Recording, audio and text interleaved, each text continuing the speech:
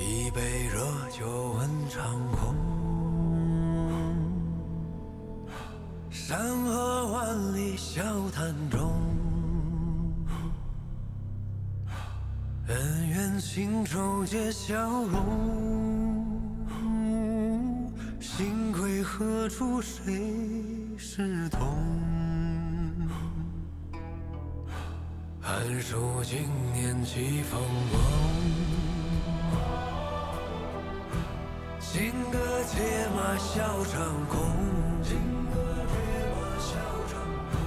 只愿此生化作风，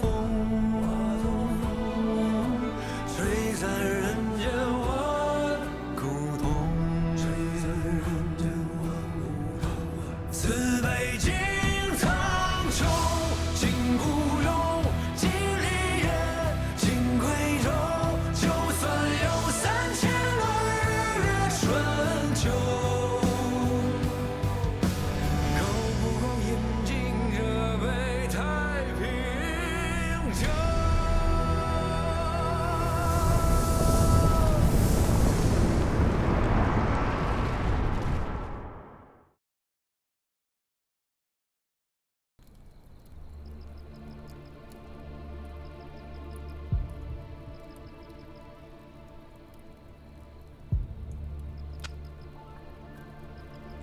我早便说过，老王外家的这些子弟，也就你还看得过眼。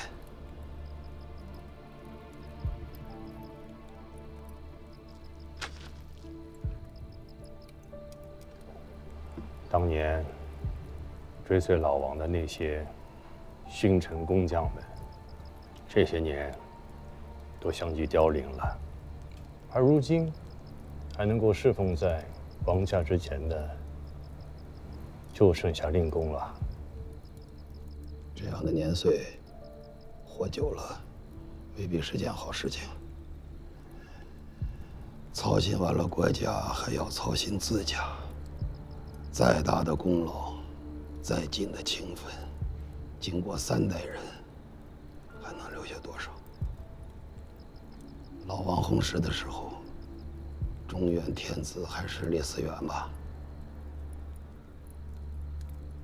是，当时是后唐明宗在位。石敬瑭这个娃娃，那个时候做了河东节度使。老王虽在病中，心思却还明晰，对先王说：“石敬瑭活不过太久，若他还能活着，李嗣源的儿子便活不过太久。石敬瑭是李嗣源的女婿，翁婿2人倒是还有些情分，可姐夫和小舅子这份情便不大靠得住了。老王嘱咐先王，不要做兔死狗烹、鸟尽弓藏的事。跟着他打下江山的这些老兄弟、老臣子，还是要宽容些。莫要让这些个人，莫要让大家伙没了下场。当时你也在吧？赵谦当时在秦从第1都当都军头，护从王家。乌苏王确有此番遗教。先王厚道，愿意听老王的话。我们这些老家伙也是很感念的，也便尽心竭力的去辅佐先王，这就有了这10年来的安稳日子。可惜，先王红得太仓促，很多话不及后人交代，年轻孩子经的事少，难免会觉得这个家业本来就是他家的，并不知老一代辛苦凶险，所以这份情分渐渐变淡了。令公诚然说的是，不过吴越却不是中原啊。萧山大营是7郎去的还是9郎？是9郎军。咱们这位小大王还不算糊涂。他若是7郎军去，又如何呀7郎长到现在这个岁数，就没出过王籍。若是他因业夺军，军中法度森严，又有沈城里这么个规矩娃娃守着，他怕是连军营大门都进不去。9郎去，沈城里便有些头疼了。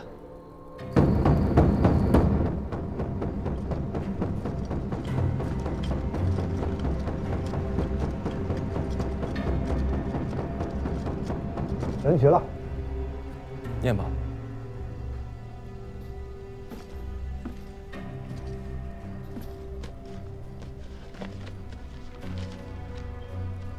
大王教命，王帝检校司空、内衙诸军指挥使洪处，聪锐勇毅，晓之刚略。文穆王时，数称褒誉，承逆兄以昭忠义，诛贪暴而靖州县。可内衙马步军右统军使，都点检西府、萧山、钱塘水陆马步诸军事，整饬营务，严肃纲纪，全防御，守捉，捕盗诸事，主者施行。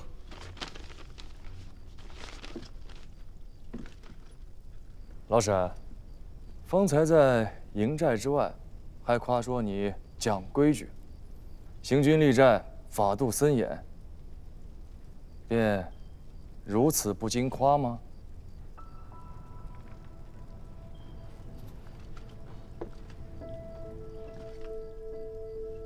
末将小人等参见9郎君。我倒不知9郎君是个什么东西，是何品质，是何差遣？军中行参礼，除了将帅之外，还有郎君一说吗？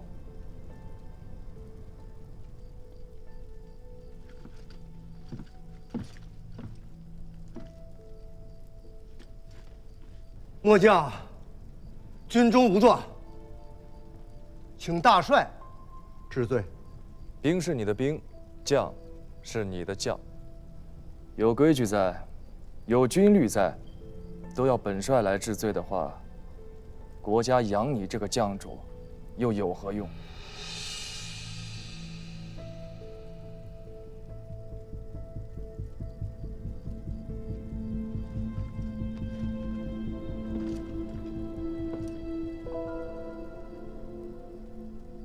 军中妄语，杖10；军中无状，杖20，30杖。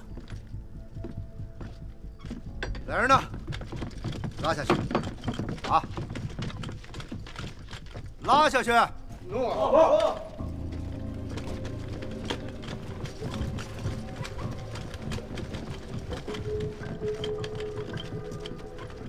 帐中妄语，军中无状，你倒是会心疼人啊。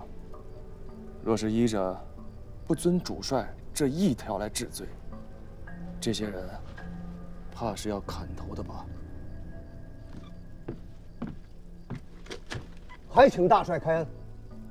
本帅不爱杀人，只是军中令行禁止，刑律森严，做错了事，用错了典，便不能不罚。错用军典，治刑不当，杖20。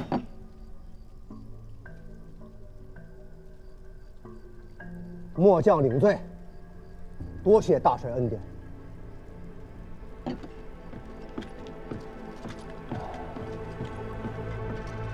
军中的事其实简单，你只要拿捏住了为首的，便拿捏住了这一军。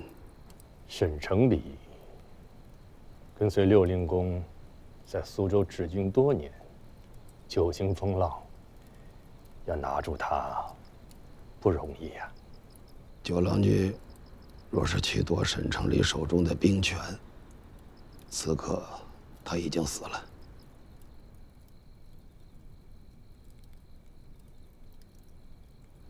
如若你去，你会如何做？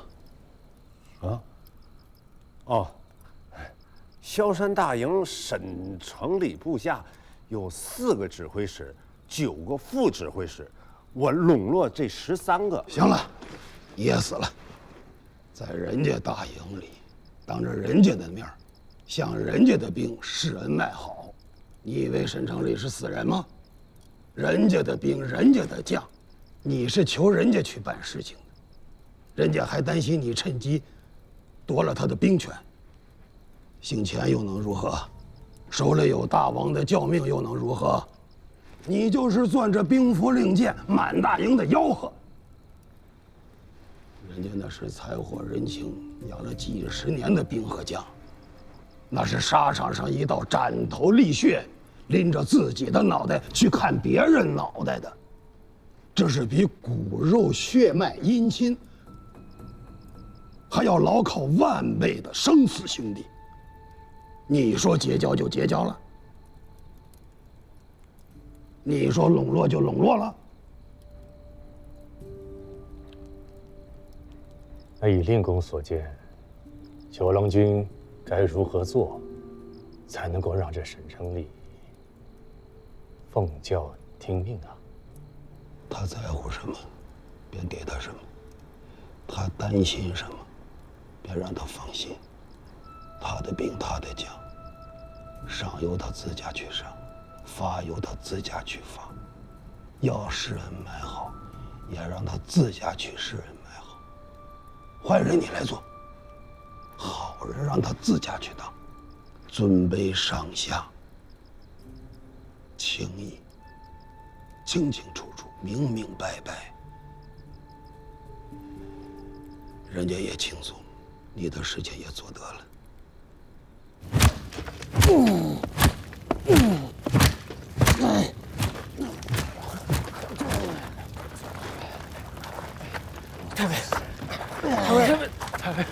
都怪我的糊涂，连累了太尉。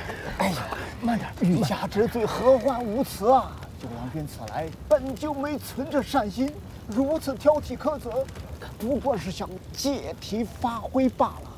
便是大王来到军中，也要讲道理人情。如此无事生非，即便大王来了，是，给我闭嘴！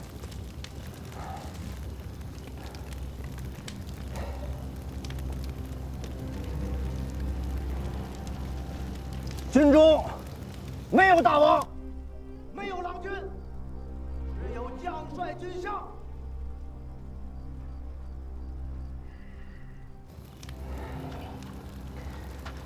此事本就是咱们不善，若再口无遮拦，休怪我不念往之，袍泽请分。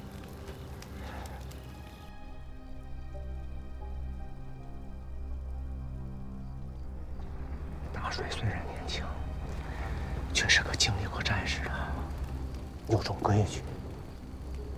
此番他奉王教而来，手握兵符，生杀予夺，皆在他一念之间啊！都给我仔细些，小心伺候。是是是。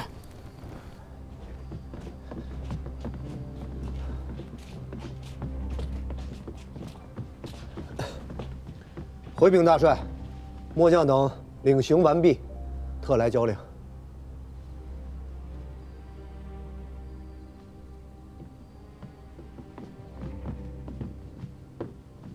保德门至博弈坞这条官道上，布下半个多的兵力驻守，要立营垒、设卡子，盘查过往人等，禁绝行止。碧波亭水寨这儿，去1个多的兵力给我看住了，防止贼人从此处上岸，骚扰南城。博弈坞派去半个多的骑兵和1个多的步兵，将航站、码头、余杭酒肆、坊市、仓储都给我看住了，禁绝人员出入。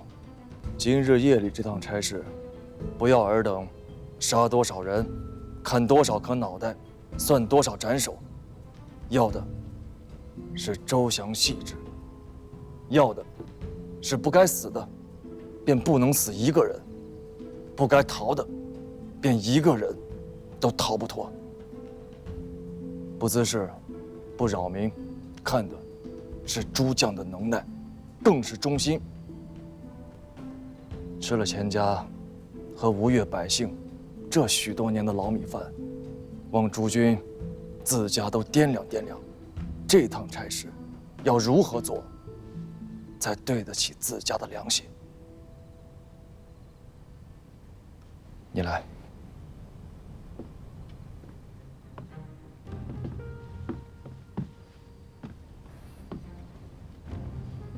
后面的事，用什么人，怎么用，调哪支兵，办哪个差事，讲谁罚谁，怎么讲怎么罚，都由你自家说了算。我能做主的，全都依你；我做不了主的，你草拟奏章，我来领衔向相府和大王奏请。安排。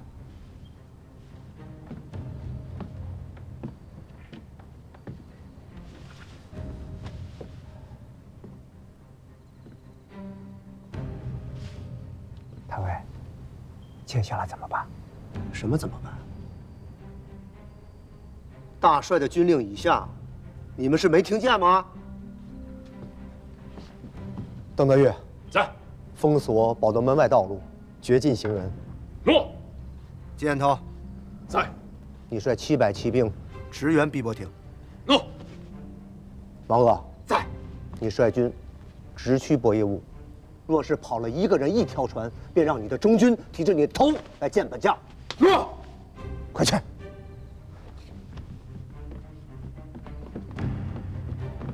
你救了自家性命，也救了众将的性命。末将惭愧。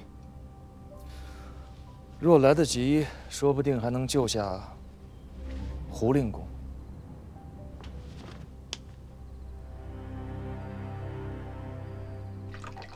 今夜王宫的局面，不是大王手中有没有兵，而是大王敢不敢用将。说白了，大王敢不敢信？那大王会信谁呢？你们是亲戚，你觉得大王敢信谁？林公，如何算信啊？信就是信，不信就是不信。在军中，做事情干脆利落，快刀斩乱麻。信，便用；不信，便砍了。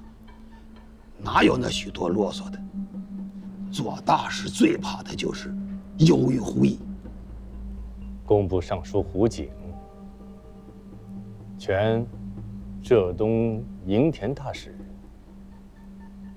这算不算信？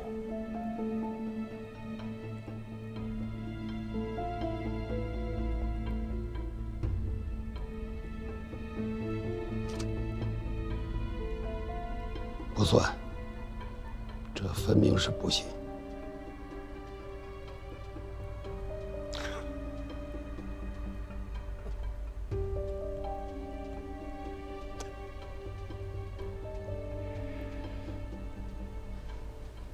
既然如此，那水丘就去大王那儿复命了。我老了，便不送了。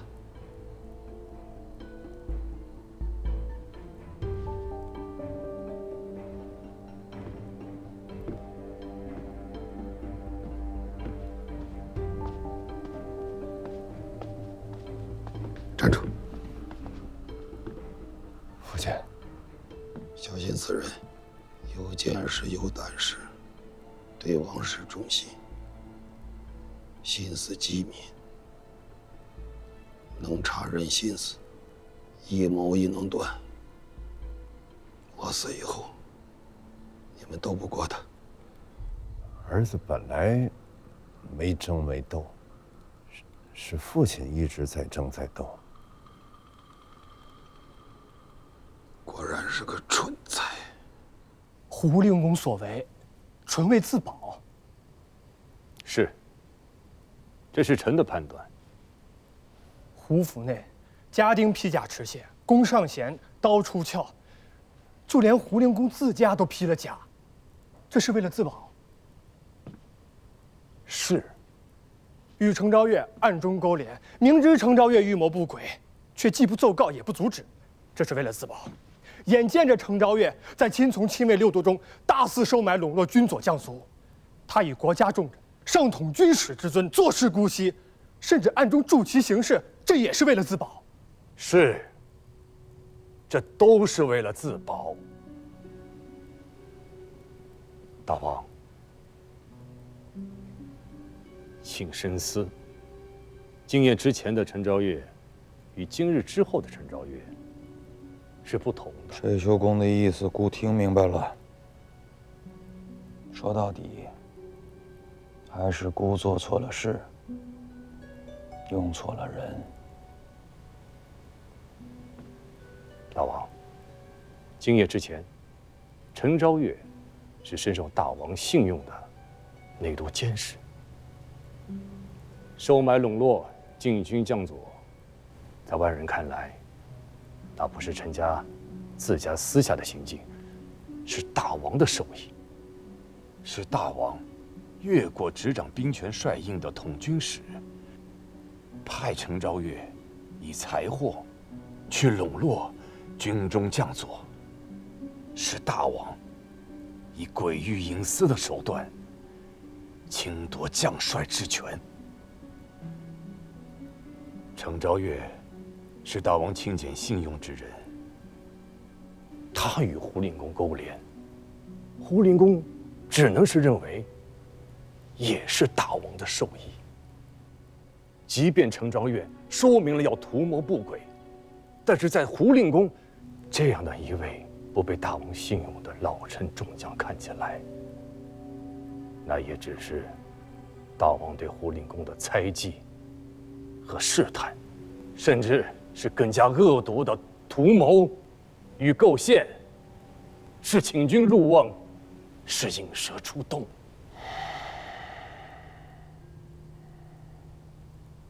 君臣相议若此，孤之过也。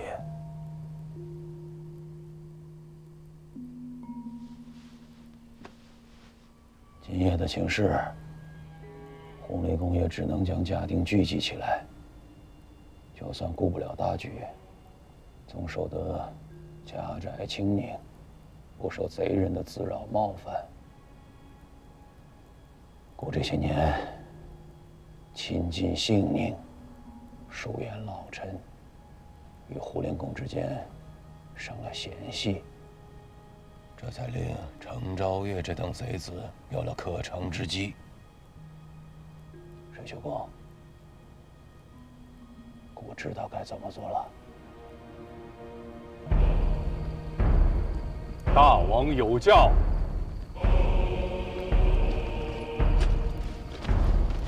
臣胡进思，恭领大王教命。觉尔功臣，勋略两朝，辅弼圣主，招讨宵禁。本宫有妙想之诺，元帅有事主之诚。内衙马步军上统军使胡敬思，九份王氏、荣英两朝可大司马权。内外诸军事，京畿州县，军中将佐，西应提调，营中诸务，故不欲也。大司马，臣胡进思，谨奉大王教命。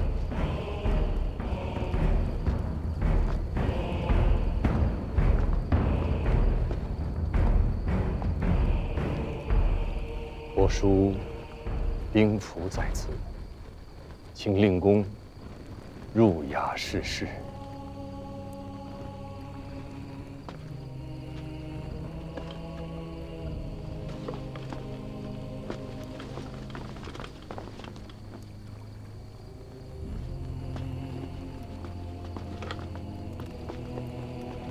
给老夫备马。父亲年纪高迈，还是乘车安全。你们见过骑不得马的大司马吗？备马。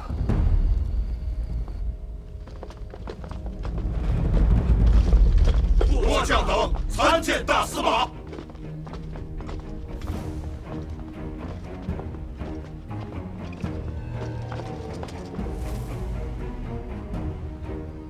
老夫受大王教命，提调内外军马，整治京畿防务。自即刻起，锁闭罗城各门，官民人等不得出入。没有老夫的军令，便是手持大王教命。眼先与我拿了再说。诺，谨遵大司马号令。今夜王都不进，有贼人图谋不轨。自此刻起，全城宵禁，内衙各都要派出人手上街巡查。但凡有人上街，不管是官是民，先与我拿了再说。待到天明再行甄别。若是有人胆敢抗拒，就地扑杀，不待后命。诺，谨遵大司马号令。诸将务必仔细办差，忠亲王室。怠慢轻忽者，斩。末将等谨遵大司马号令。少个钱。末将在。你出城去，与九郎君联络，问问他那里事情办得如何了。若是军中有人胆敢不听九郎君的号令，你不必回复，拿着老夫令箭，直接斩了。诺，末将领命。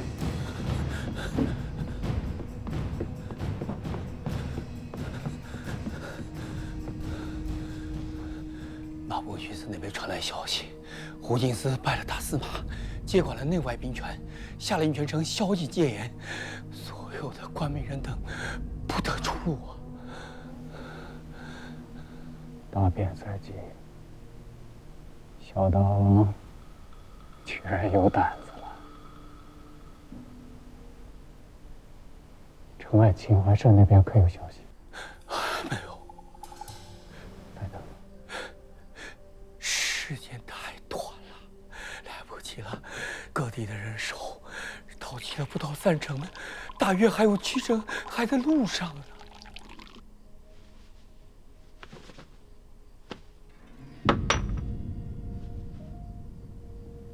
李元清那边有500黑云长剑都老卒，若真动起手来，王都这些没有见过血的少爷兵，未必能拦得住他。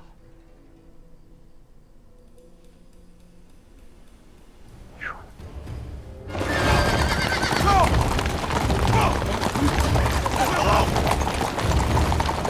奉萧山营大帅，九郎军军令，所义务戒严，市民人等不得出入行走，违者立斩。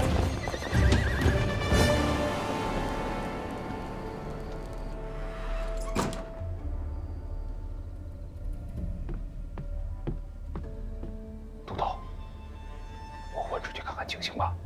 老实待着。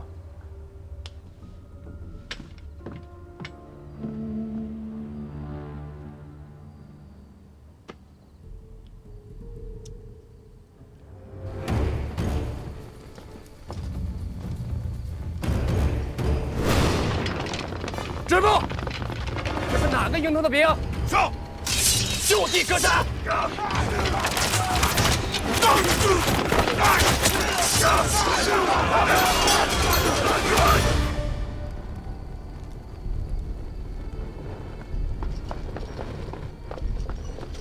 大帅，内外皆已就位，不曾有异动。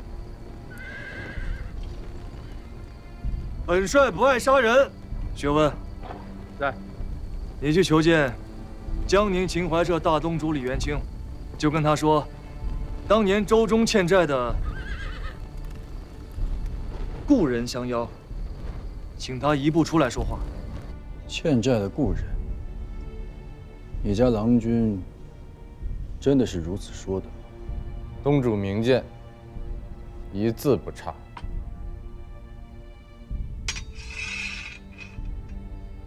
从不曾听说过谁家债主要屈尊去见欠债。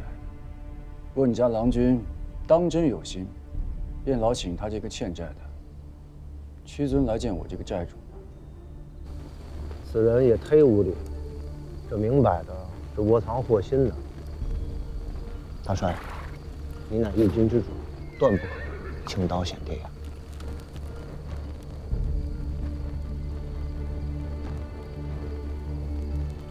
他身边有多少人？只有一个身材健壮的汉子，当年郎君在船上也曾见过他。安元说的也有理，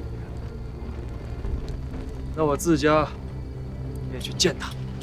大帅，大帅，大帅，大帅，万万不可呀！大帅，大帅，不可啊！大帅，这儿的兵权交给你，天亮之后，若我还没有出来，即刻进剿。若到时候我死了，便替我报仇；若我还活着，便先杀了我。我钱弘处断然不做质子。大帅，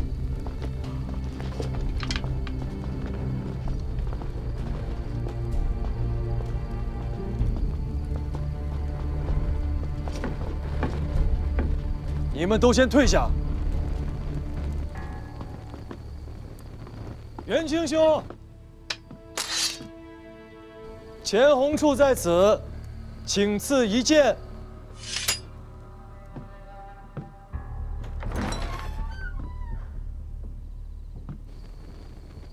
你在此候着，用不了多少时辰。诺。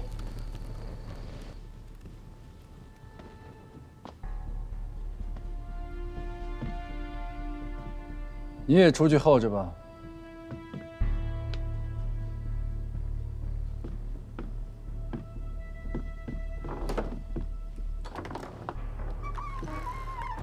还是这般不爱讲话。汴梁一别，九郎君倒是无恙。元清兄此来，究竟带了多少人啊？10万大军，九郎信吗？当年都不会信，更何况今日。3000甲士，九郎信吗？当年或许会信，可今日不信。500老卒呢？九郎信吗？信。这些人现下何处？你到此处来找我，便是为了此事。伯夷吾乃王都基府最为繁华生息之地，弘处不愿看到此处受了刀兵之灾。弘处是来议和的。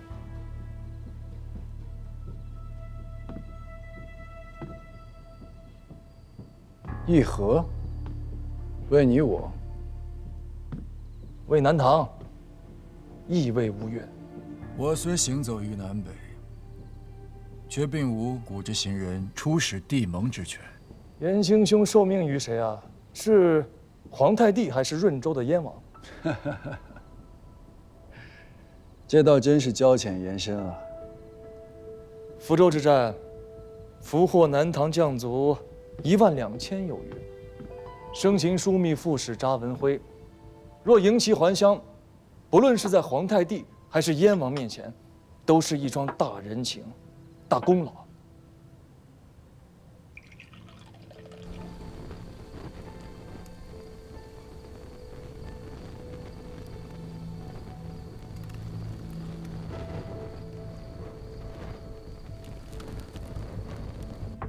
贵国列祖皇帝时，你我两国和睦，近10年来不曾有大战。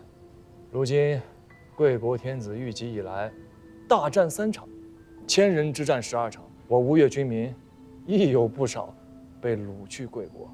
若能达成和议，使唐人归唐，吴越人归吴越，两国就此罢兵，也算是元清兄和弘处的一件大功德吧。九郎打的可是好算计，和议之事，乃是两国之事。九郎算准了，只要提出和议，元清是万万不敢做主的。势必会请示江宁朝堂与陛下。这一来一回，没有个3、5日，是不可能说清楚的。而吴越今夜之危，却不可能拖个3、5日。九郎此意一出，无论何意之论是真是假，至少今天夜里，元清是万万不能出手的了。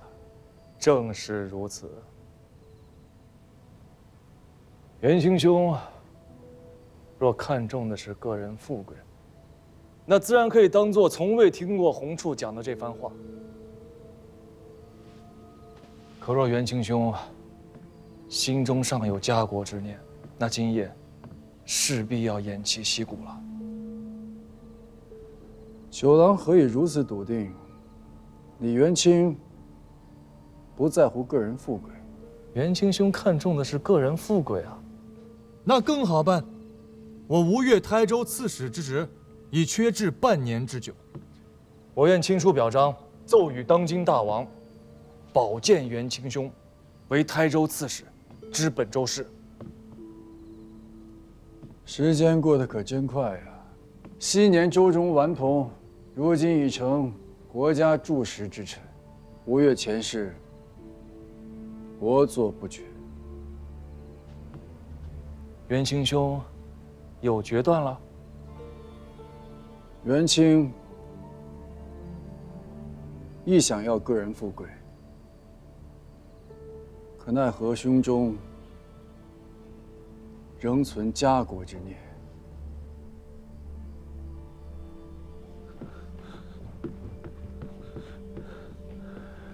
东主，应时正啊，城外、境外东主那边还没有动静。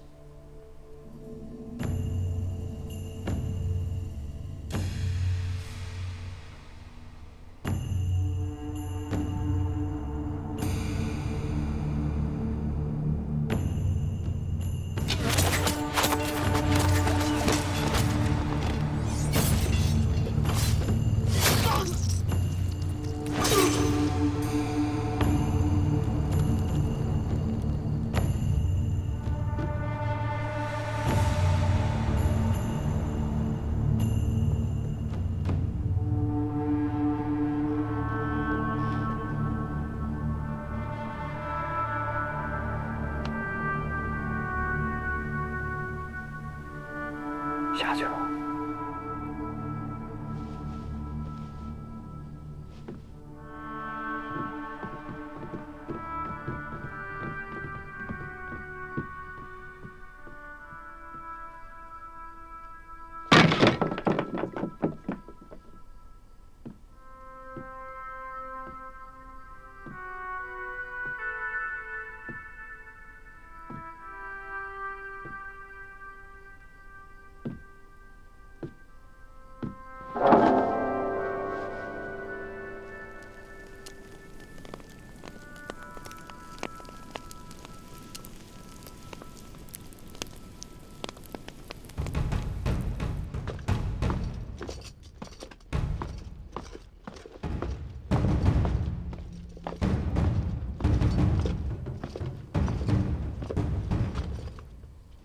胡进司觐见大王。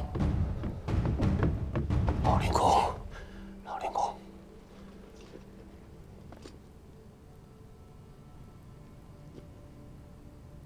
顾错了，让老令公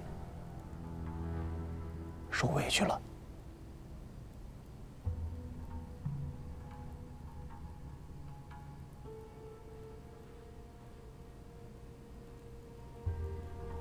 大王，臣90岁了，什么事都没见过，些许琢磨，算不得什么委屈。臣唯愿大王能亲贤臣，远小人，计2代先王之志。臣即可便是死了，也能安心追随2代大王于地下了。老令公是我吴越的大司马，暂白不明，剑履上殿，孤还指望着令公为国，青天保驾，开疆拓土呢。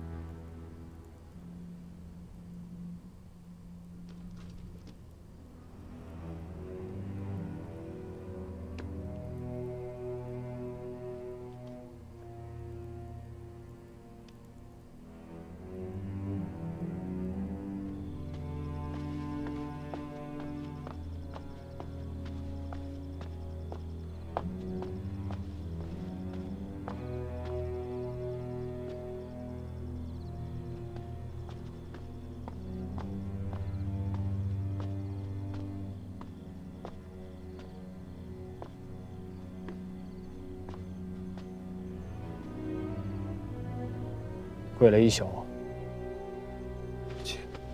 秦郎君，办了一宿的大事儿，还未曾议你的罪。按理说，贪渎成性，阴劫贼人，图谋不轨，火焚内库，致使先王薨逝，就这几项罪名，一个寡字，那是逃脱不掉的。求秦郎君救命！我为何要救你的命？我又如何救得了你的命？小人自知罪无可悔，甘愿戴罪立功，只求郎君为小人说几句话。小人在此立誓，此生此世，甘愿为郎君驾前走马执拳。郎君有所吩咐，小人纵肝脑涂地，亦不敢辞。教命以下，程昭月私藏甲胄，因续死事，勾结敌国，图谋大逆。以下有司，明正典刑，夷三族。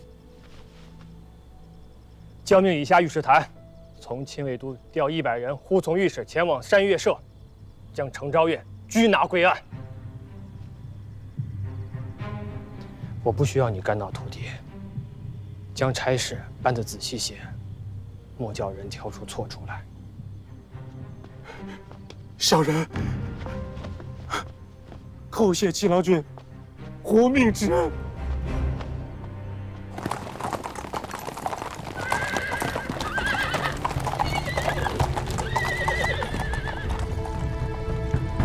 山岳社，这。